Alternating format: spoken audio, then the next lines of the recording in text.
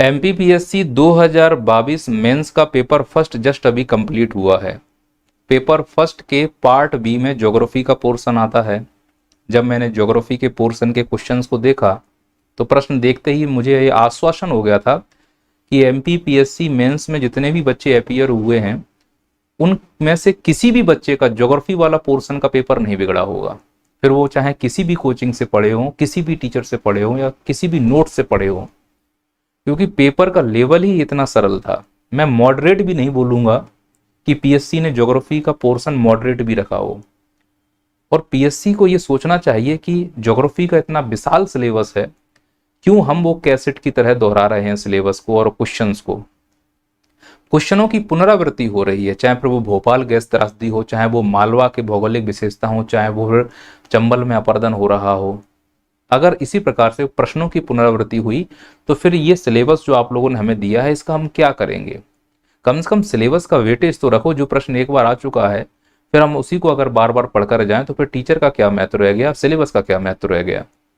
फिर तो 4 पन्ने पकड़ा दिए जाएं बच्चों को, सब लोग उसी को रट कर जाएं, जैसे कि 12th में गैस पेपर पकड़ा दिया जाता था। लेकिन बच्चों से ये भी कहना चाहूंगा कि जो पेपर जितना सरल होता है वह उतना कठिन भी हो जाता है, क्योंकि अब ज्योग्राफी सबसे बना होगा तो मालवा की भौगोलिक विशेषताएं सब लिख के आए होंगे, पर नंबर अब उसको मिलेगा जिसने उस पैटर्न का प्रयोग किया होगा जो डिमांड है, जिसने मैप बनाया होगा। अब भौगोलिक विशेषताओं में अगर तुम नदियां नाले लिख के आए होगे तो वो तो सभी लिख के आए होंगे, तो मुश्किल है आपको उतने अच्छे नंबर ना मिलें। नंबर तो उसको मिलेंगे जो सच में भौगोलिक विशेषताओं के आयामों को खोलेगा, जैसे कंटूर लाइंस। अब कंटूर लाइन का डायग्राम जो बच्चा बना के आएगा उसको मिलेगा नंबर। तो पेपर सरल है इस मायने में कि सबसे बनेगा, पर कठिन इस मायने में हो जाएगा कि अगर सबसे बनेगा तो सब लिख के आएंगे, तो फिर कंपटीशन भी अच्छा होगा। तो जो बेस्ट लिख के आएगा, जो best to the point answer की डिमांड फुलफिल करेगा, फिर उसका नंबर आएगा। सर आप क्यों बोल रहे हो कि पेपर उतना कठिन नहीं है, सरल है? आप खुद देख लीजिए, पेपर का स्तर देखिए। ये एसडीएम और डीएसपी के लिए पेपर सेट किए जा रहे हैं, आप इस चीज को भी समझने का प्रयास कीजिए। क्या हुआ, ये ऊपर क्यों नहीं जा रहा है? अच्छा सॉरी। हाँ ये अशोक, हाँ ये है यहाँ पे देखना हिस्ट्री के लिए। पहले 3 मार्कर्स देखते हैं। जैसे आल्प्स पर्वत किस महाद्वीप पर स्थित है? सबको मालूम है यूरोप पर स्थित है, पर इसमें से 3 नंबर कौन लाएगा? अच्छा पहले मैं आपको प्रश्न पढ़ के बता देता हूं, इसका एक अलग से वीडियो बना दूंगा आंसर राइटिंग के लिए, क्योंकि अगर मैं क्वेश्चन के साथ आंसर डिस्कस करूंगा तो जो बच्चे सिर्फ प्रश्न देखना चाह रहे हैं शायद उनको तकलीफ हो, तो हम आंसर के लिए अलग से वीडियो बनाते हैं। फिलहाल मैं क्वेश्चन पढ़ देता हूँ। 3 मार्कर्स में पहला क्वेश्चन आया, आल्प्स पर्वत कहाँ पर स्थित है? तो यूरोप में। दूसरा है जागृत ज्वालामुखी के 3 उदाहरण दीजिए। अब मैं इसमें फिर से बोलूंगा, मन तो नहीं मानेगा बिना बोले मेरा। मैं ये बस इतना कहना चाह रहा हूं कि एक्टिव वॉल्केनो सब लिख के आए होंगे इसमें, जैसे कि बैरन ज्वालामुखी, हवाई ज्वालामुखी। एक बच्चा ऐसे लिख के आया होगा 3 ज्वालामुखी, एक इंडिया का लिख दो बैरन, एक हवाई लिख दो, एक फलाना लिख दो, तो उनको लगता है कि हमने 3 नाम लिख दिए। अब दूसरा बच्चा जो लिख के आया होगा वो लिख के आया होगा एक ऐसा ज्वालामुखी जो एक्टिव है लेकिन मड ज्वालामुखी है। फिर दूसरे में लिख के आएगा वो सॉल्फ तोरा है लेकिन एक्टिव है।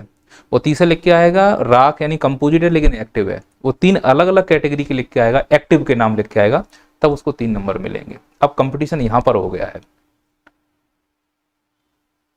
फिर अगला क्वेश्चन 3 मार्कर्स, भूमध्य रेखीय प्रदेशों में किस प्रकार की वर्षा होती है? संवहनी वर्षा। भारत में सर्वाधिक वर्षा के स्थान एवं नाम की स्थिति बताएं। आग्नेय चट्टानों के कोई 3 उदाहरण दीजिए। भारत में तांबा भंडार वाले कोई 3 प्रमुख राज्य बताइए। मध्य प्रदेश के वनों के 3 प्रकार लिखिए। अगला है 3 मार्कर्स, कानन घाटी कोयला क्षेत्र कहाँ स्थित है? अगला है मध्य प्रदेश के 2 जिलों के नाम लिखिए जहां पवन ऊर्जा की क्षमता सर्वाधिक है। अगला है भूमिगत जल के पुनर्भरण के कोई 3 स्रोत बताइए। तो ये हो गया तुम्हारा 3 मार्कर्स का पहला पन्ना। अब 3 मार्कर्स में और देखो 2-4 क्वेश्चन रह रहे हैं।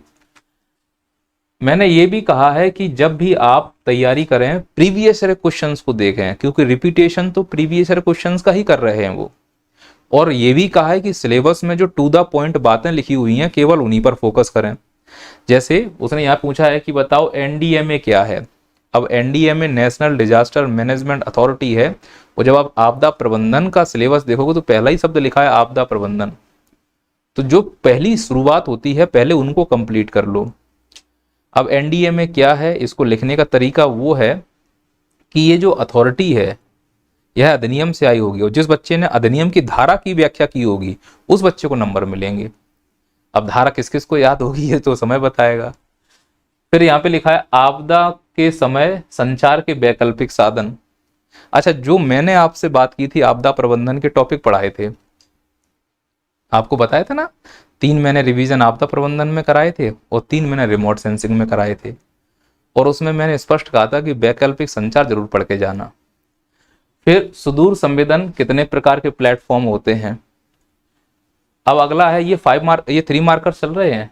भू स्थैतिक उपग्रह की ऊंचाई एवं गति लिखिए, और ग्लोबल पोजिशनिंग सिस्टम यानी जीपीएस सर्वप्रथम कहाँ विकसित हुई थी।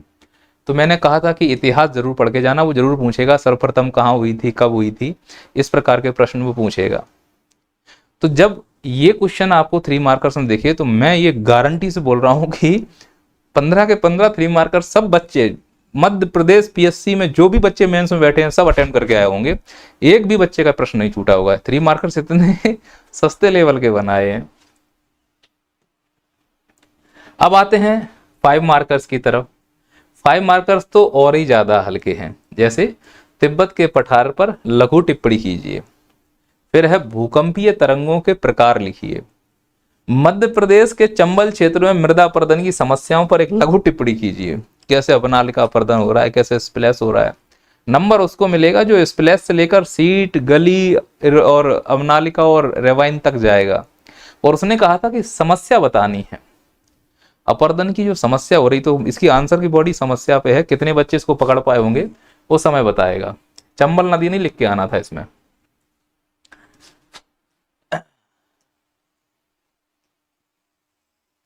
अच्छा, 5 मार्कर्स और देखते हैं। National news print and paper mills का संक्षिप्त विवरण दीजिए। ये क्वेश्चन ठीक लगा मुझे क्योंकि ये थोड़ा सा हटके हो गया लीक से, लेकिन सरल था। महामारी कोविड-19 पर संक्षिप्त टिप्पणी कीजिए, तो सीधा प्रश्न है, आपको छपा मिलेगा ही। सुरक्षित निर्माण से आप क्या समझते हैं, ये भी मैंने आपको डिस्कस किया ही था।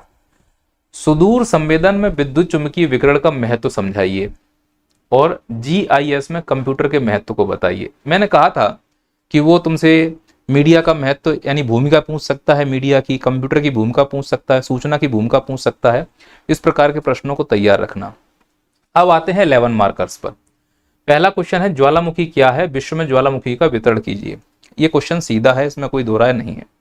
अब आते हैं चक्रवात क्या है, उष्ण कटिबंधीय चक्रवातों की मुख्य विशेषताएं लिखिए। मैंने कहा भी था कि चक्रवात इनका फेवरेट सब्जेक्ट है, चक्रवात से प्रश्न पूछेंगे ही पूछेंगे, इसमें कोई दो राय नहीं है, खासकर विशेषता जरूर पूछ लेंगे। अगला, भारत के उत्तरी मैदान की प्रमुख भौगोलिक विशेषताओं का वर्णन कीजिए। अथवा में है 11 मार्कर्स। प्रवास क्या है, भारत में ग्रामीण क्षेत्रों से नगरों की ओर प्रवास के प्रभावों की व्याख्या कीजिए। तो स्वाभाविक है पहले वाला अटेम्प्ट किया होगा, लेकिन जिन बच्चों ने ये वाला अटेम्प्ट किया होगा उनको नंबर मिलने के चांसेस ज्यादा हैं, क्योंकि ये कम ही बच्चे अटेम्प्ट करेंगे। लास्ट है 3 मार्कर्स में जो अथवा वाले हैं, देखो 11 मार्कर्स में, जैसे मध्य प्रदेश में सीमेंट उद्योग के स्थानीयकरण और वितरण को स्पष्ट कीजिए। रिपीटेड क्वेश्चन है। मालवा की भौगोलिक विशेषताओं का वर्णन कीजिए। रिपीटेड क्वेश्चन है। पेयजल में अशुद्धियों के प्रमुख स्रोत, उनका प्रबंधन कैसे किया जाए, मैंने स्पष्ट रूप से तुमको पढ़ाया था आपदा प्रबंधन में जब रिवीजन करा रहा था। फिर मानव जनित आपदाओं को भोपाल, जैसे भोपाल गैस त्रासदी, इसको उदाहरण सही समझाओ। तो हाल ही में कौन कौन सी आपदाएं हुई थी, मैंने इस पर भी बात की थी। अब 1984 उसने कहा है कि मानव जनित आपदाओं को भोपाल गैस दुर्घटना के उदाहरण सही समझाओ। जो हाल ही में मानव जनित आपदाएं हुई हैं उसमें इसका उदाहरण लेकर चीजों को समझाना है, यानी केस स्टडी लिखनी है। और कौन कौन सी आपदाएं हुई हैं देखो मैंने बताया भी था। फिर भूगोलिक सूचना के प्रमुख तत्व, प्रक्रियाओं एवं अनुप्रयोगों की व्याख्या कीजिए। और लास्ट में मतलब समझना, जीआईएस के प्रमुख तत्व बताना है, प्रक्रिया बताना है, अनुप्रयोग बताना है। यही सीधे सीधे प्रश्न वो पूछते भी हैं कि अनुप्रयोग बताओ, उनके तत्व बताओ, उनकी प्रक्रिया बताओ।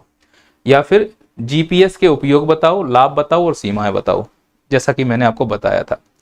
तो पेपर बहुत साधारण रहा, पेपर से जितनी उम्मीद थी वैसा कुछ कर नहीं पाया, वही घिसे पिटे प्रश्न है, सॉरी। लेकिन ठीक है, अच्छा है, कंपटीशन मजा आएगा। अब जो अच्छा लिख के आया होगा, टू द पॉइंट लिख के आएगा, उसको नंबर मिलेंगे। चलो।